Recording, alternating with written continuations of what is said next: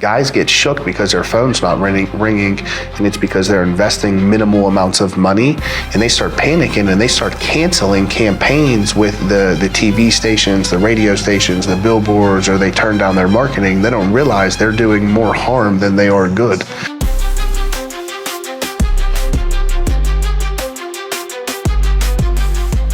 On year last year, we finished at like just under 17 is where we finished, which, you know. Is that less than you've done in the past? Yeah. Last year was interesting, at least in our market. The quarter three, it sort of like plateaued. And then quarter four, it dipped, and winter showed up extremely early compared to the last two seasons. Like, it snowed mid-November, and it shut things down. We continue to have growth, but, you know, we've grown every year after year. Within the last 2 years, we've had 500% growth. We're 2xing each year. I'm waiting for that plateau or that dip to come. I just don't know if it's going to. But a lot of it is dictated off of the economy, the administration, what Mother Nature's doing, and so forth. Yeah, we were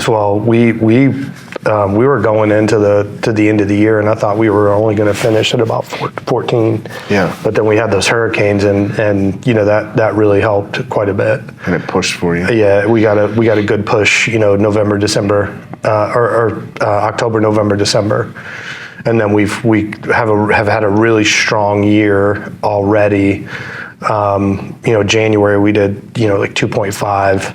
February we did, you know, we're almost cracked 2, and then we just finished March at 2. Yeah. So we've had a really strong start. Hopefully we can continue the momentum. We're seeing a lot more large-scale commercial jobs coming through right now. Like, we just signed an $800,000 job. I mean, we're 2 days in, and we're going to be already at $1 million for the month just with these 2 commercial jobs. You can't beat that at all. No. It's a good start to quarter 2 for sure. Yeah. So $6 million for Q1, where normally we do 2 in Q1. Yeah. So it's been a good start to the year. I mean, our leads have just been, you know, it's a testament. I'm gonna plug Ascend right now, because I have 2 companies, and South Shore, who we've been spending, you know, we've been doing a lot of SEO, we've been doing a lot of like branding, great website, you know, all of that stuff. We're still doing pretty well. I think in March we had, like 400 leads come through. And for March, that's good. I mean, and that was just from them, and then we had our referrals, and we had, you know, so we had probably close to 700 leads come through in March. Yeah. That's a strong March.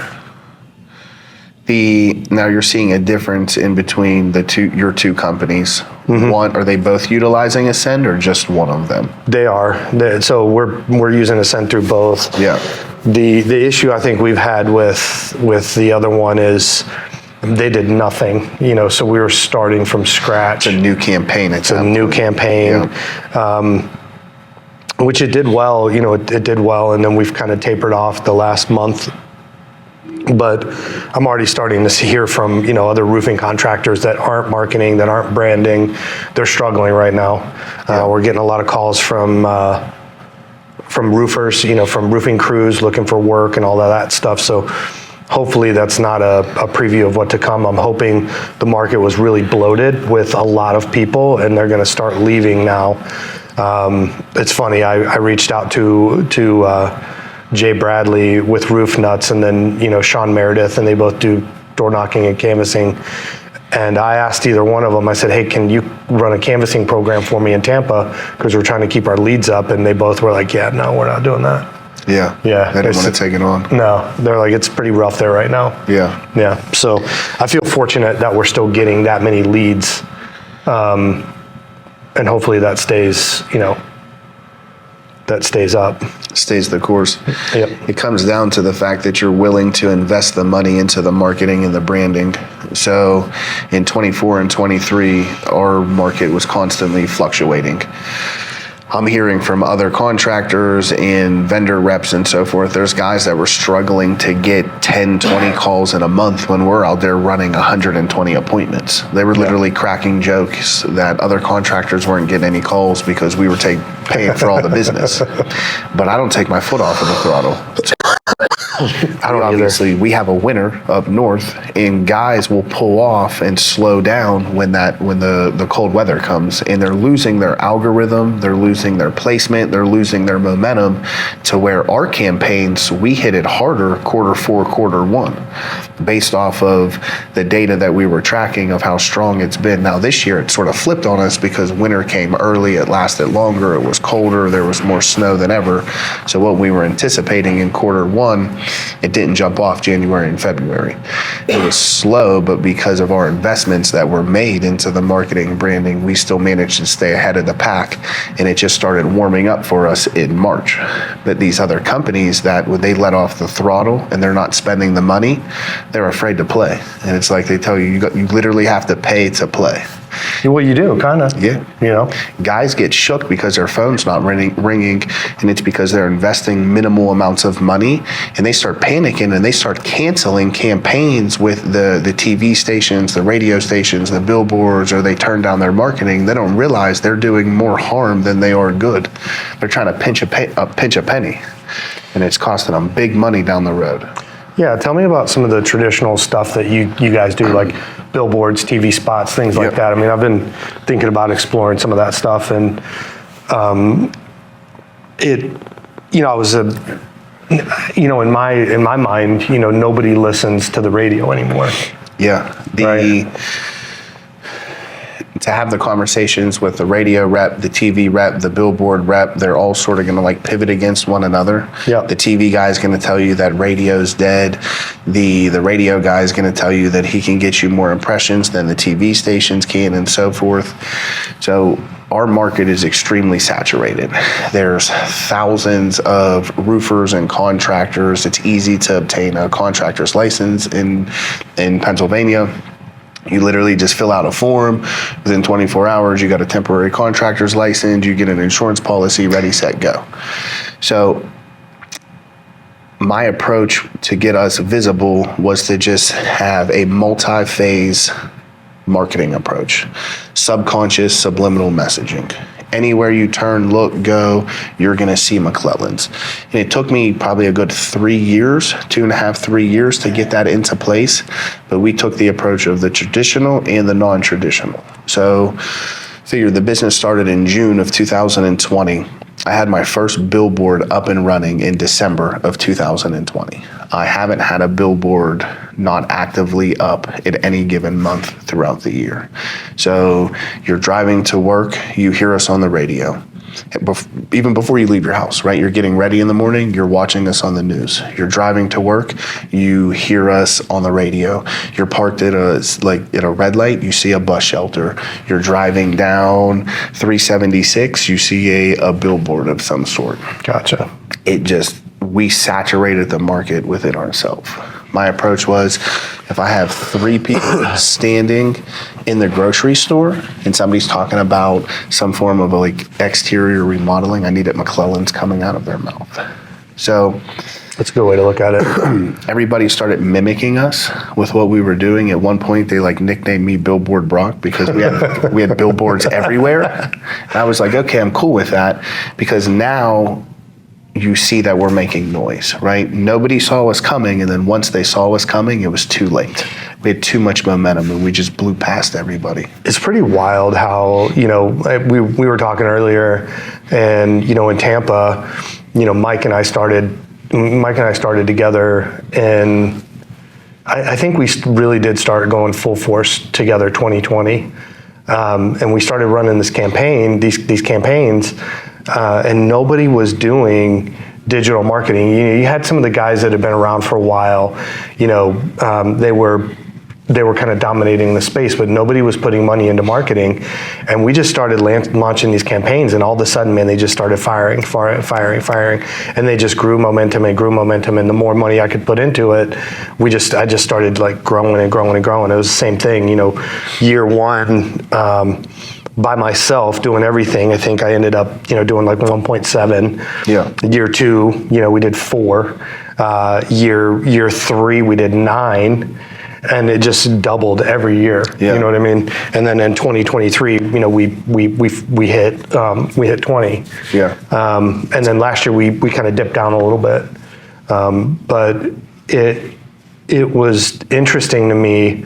I mean, we set up LSA, and I was probably one of the first people on there, and I was getting 30, 40 calls a day through LSA. Yeah. It was insane. Yeah.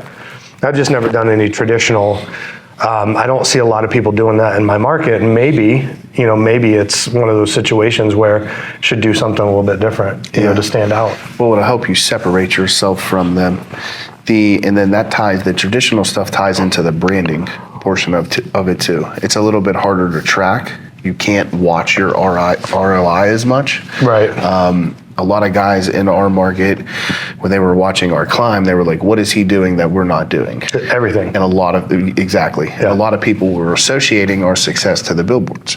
So all of the roofers started putting up billboards. But what they didn't realize is that's a long-term investment. You're not going to go stick a board up for 30 days, maybe 60, 90. Get a bunch of leads. It's not going to happen. It's just not going to happen. Yeah. You have to be bought into that. And that's where Mike was super beneficial to me of explaining that to me with the branding portion. And you need to have not so much an equal amount of the marketing and advertising, but the branding has to be there too. That's putting your roots into the soil, and that's what sows you in. One of the things we did last year, because everybody was trying to mimic us with certain things that we were doing, I was like, okay, so what aren't they doing that we can do that's going to separate us to sew us in as the local hometown company, right? I was like, all right, we're going to sponsor every one of our professional sports teams. So we touched the Pittsburgh Pirates, the Pittsburgh Steelers, the Pittsburgh Penguins, and then we have a professional soccer team, the Riverhounds. We hit each one of them, whether it was on TV or it was on the radio, and some was both. We had a combination. And that was one of the things that really drove us ahead so of like everyone. Sports radio, people are listening to the games. Yes. You got Pre-game, post-game, during the game, the whole 9 yards. Yeah, that's smart. I think that's where I would start. It adds a different level of credibility to you. I think the other thing that my big concern is, I grew up in Tampa, born and raised, and it's very transient. Everybody's from somewhere else. Pittsburgh, you have a hometown. It's kind of like Buffalo and all those places. Yeah. You have a hometown feel. The market's a little bit different. So I'm wondering if it's just something we just look at and say, you know what, we're just going to give it a try for, let's say 2025. Yeah. And maybe we do something like that. So that's a good perspective, putting your roots in there. And I think I'm going to try that with the sports radio and some of that stuff, because there are people that are still going to listen to that sports radio, for sure. For sure. We have a station, it's called The Fan. It has more viewership than any other radio station, and it's all geared towards sports talks. We actually just purchased the studio rights for a WJAS. It's a talk radio station. It's a conservative radio station. We bought their studio rights for the year, and we get announced like over 9,000 and some times throughout the year. And it has a great following. People are listening to that. The Sean Hannitys, the Dan Bonginos, and so forth. And those people usually have some money. Correct.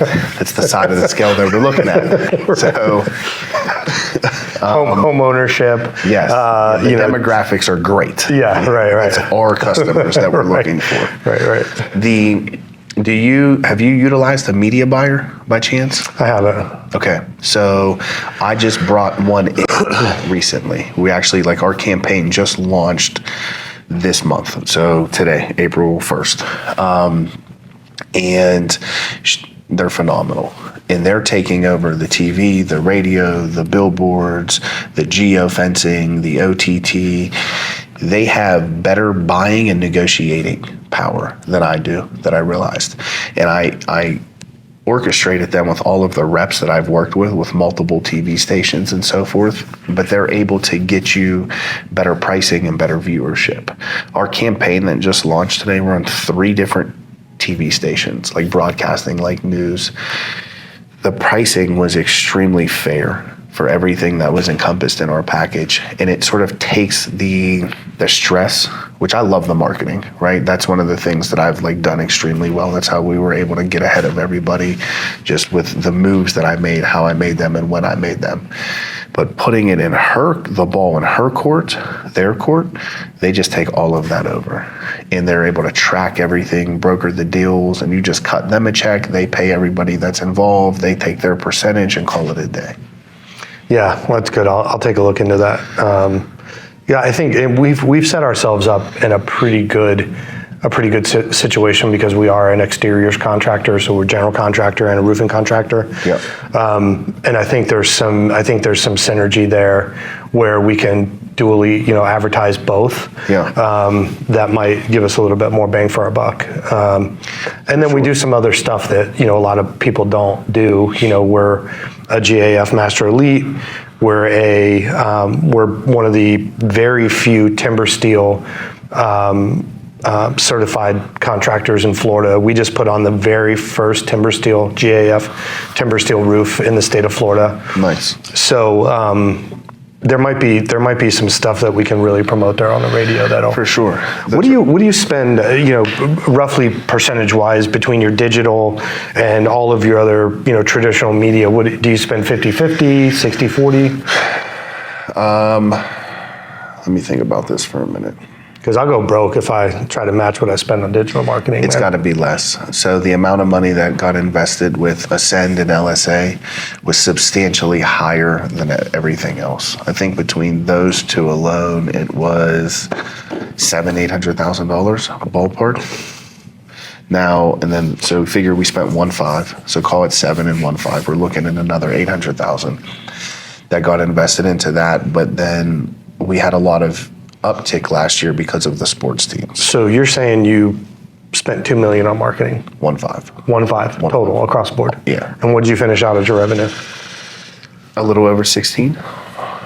Right over 16. So we're in gear right there at 10%, which is good. I mean, that's fine. That's a great target mark, right? That's considered aggressive. It is, and that's and when you're in a growth trajectory, that's your you want to be. Yeah. That's keeping, I was saying all gas, no brakes.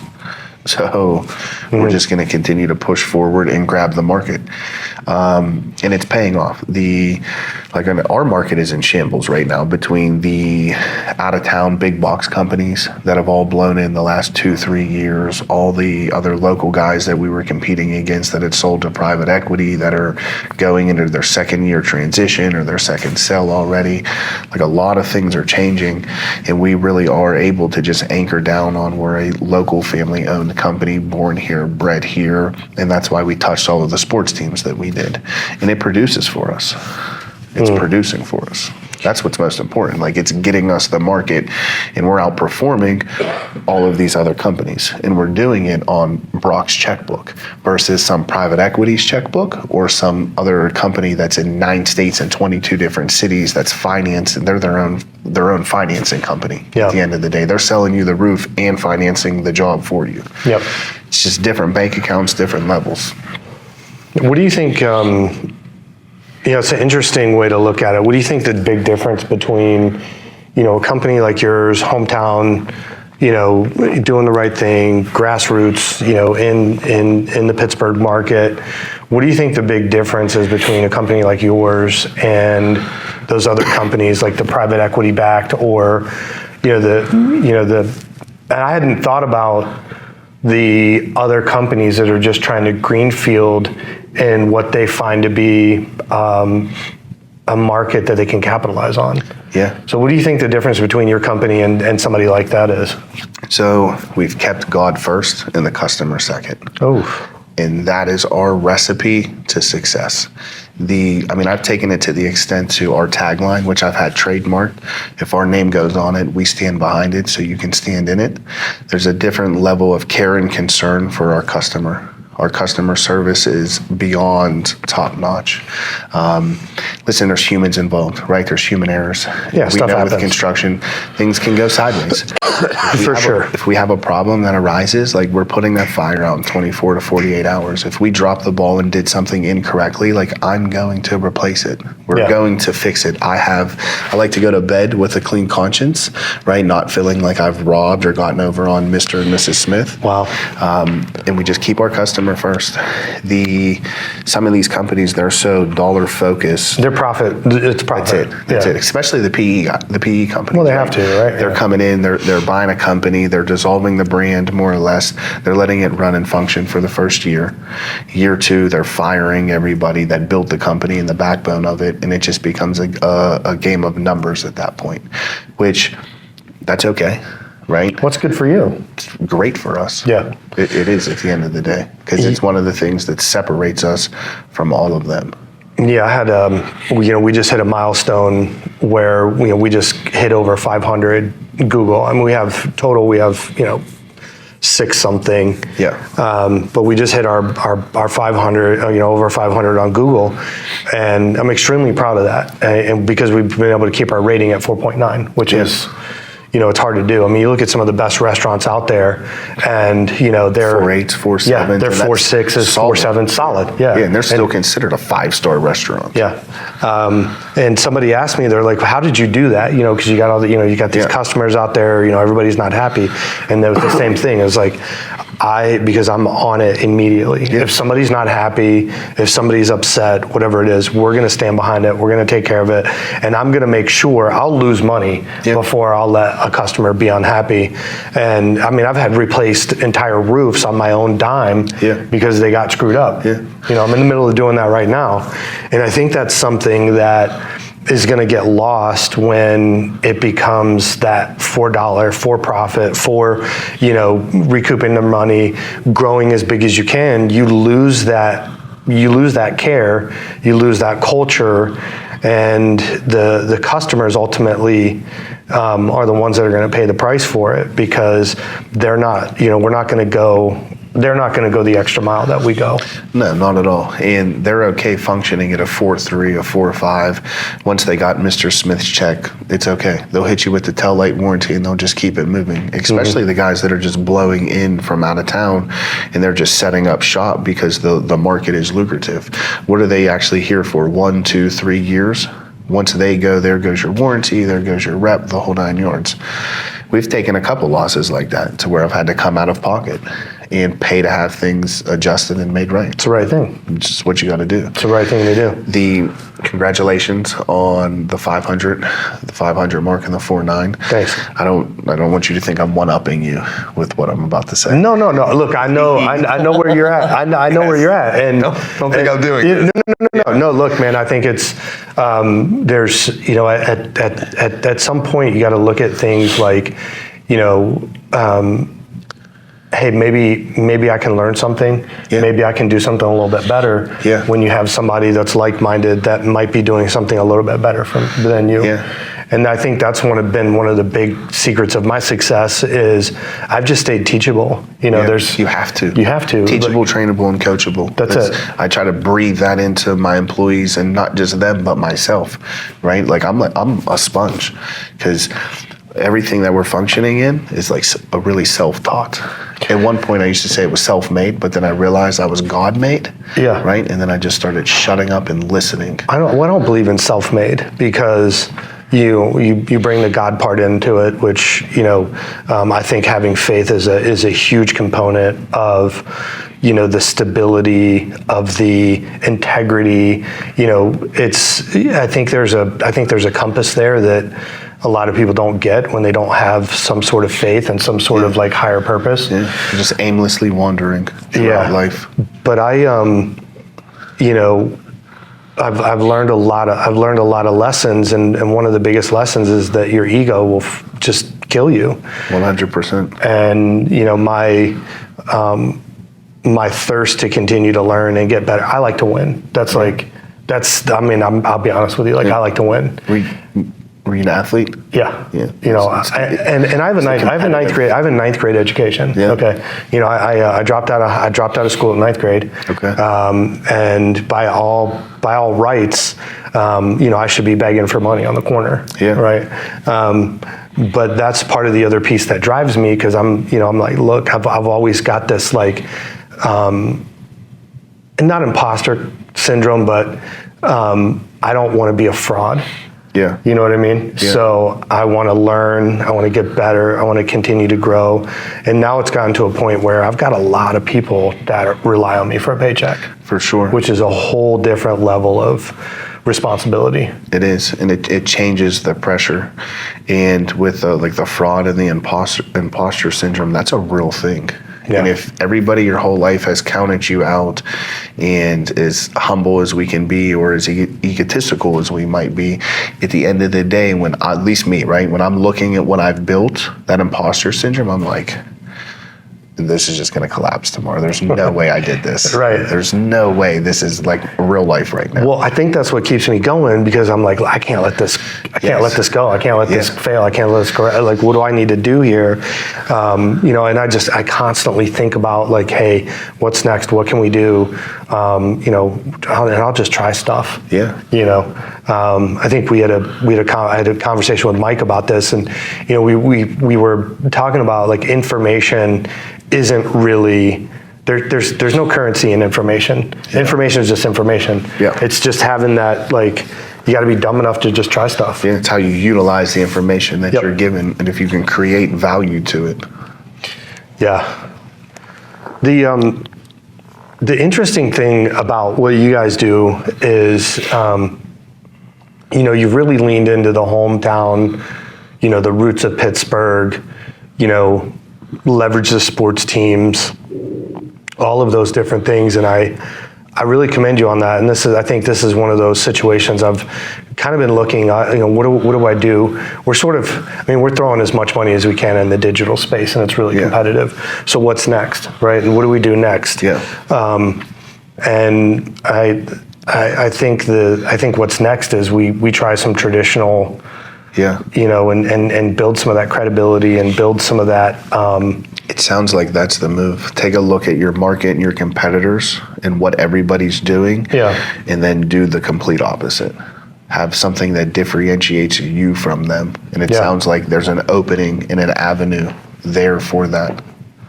Yeah, and you know, even further than that, you know, if we have a lot of people that come from Pittsburgh and New York and, you know, all of those other places, well, they're used to listening to their sports teams on the radio. Yeah. Right? So, yeah, I think that's the move, man.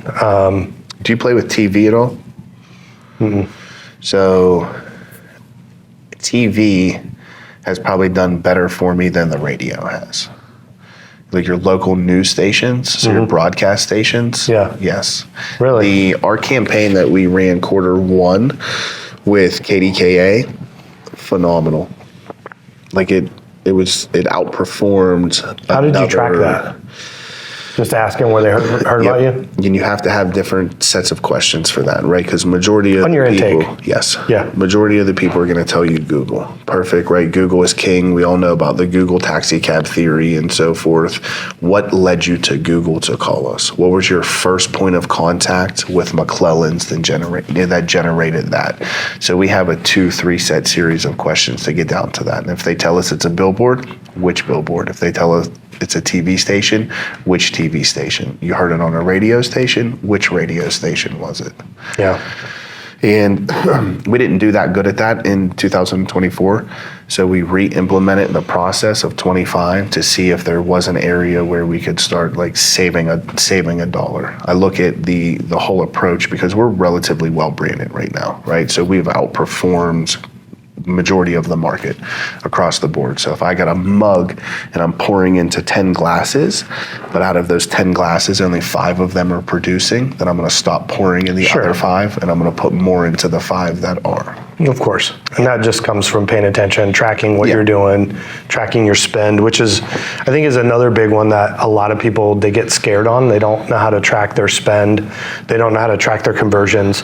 They don't know how to sell. You know, that's another big one. Yeah. You know, it's all about price. And so the big thing is knowing where your dollars are going, one, knowing your return on your dollars, and then being able to capitalize when people come to McClelland's. Well, great, you got them through the door. Now, how do you sell them? Yeah. Right. And I think that's one thing that we've done really, really well is our sales process, which is kind of wild. We're one of the higher priced contractors in Tampa. Yeah. We have a lot of small guys there selling for nothing. Yeah. And we beat them out pretty regularly. Yeah. And it's following those systems and processes. Trying to brand to the right people. I heard a quote today that I thought was really great. Dropping your price doesn't get you more customers, it gets you more problems. Yeah. And some will say shittier customers. And shittier customers, right.